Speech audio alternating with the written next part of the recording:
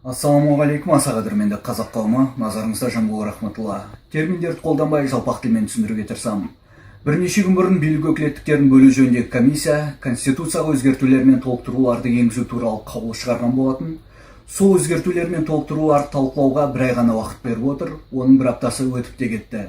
Бізді саясатқа араласпасын деп, алданар ма екен деп Димашты беріп едік, көбіміз шынымен де соңынан еріп кетті. Сонымен конституция ата заңымыз. Бұл құжат 9 тарау 98 баптан тұрады, мемлекеттің бастапқы саяси және құқықтық құжаты болып табылады. Содан ең басты өзгеріс 2 тарау 26 баптың 1 тармағы деп есептеймін. Аталмыш бапта осыған дейін мүлікке ие бола алатын Қазақстан Республикасының азаматы деп көрсетілсе, енді өзгертпекші болып отырғандары Қазақстан Республикасының азаматы дегенді алып тастап, орнына әрбір, яғни орысша каждый демекші.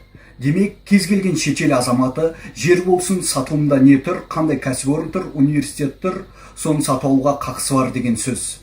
Соңғы кезде халық арасында мейлі Назарбаев конституцияны қалауынша өзгерте берсін, жаңа билік келгенде Назарбаев өзіне арнап шығарған заңдарды алып тастайды деп қате пікірлер айтылып, немқұрайлық танытылып жатыр.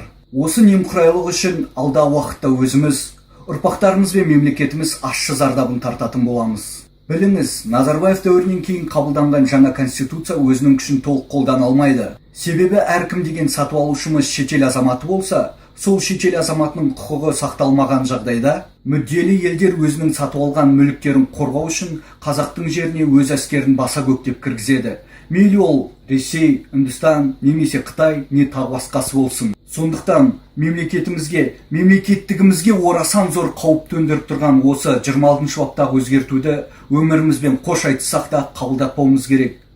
Бұл заң парламентте, яғни депутаттарда 25 ақпан осы ағымдағы айдың 25 жұлдызы қабылдануы керек. Соны қалайда болсын тоқтатуымыз керек. Ассаламуғалейкум.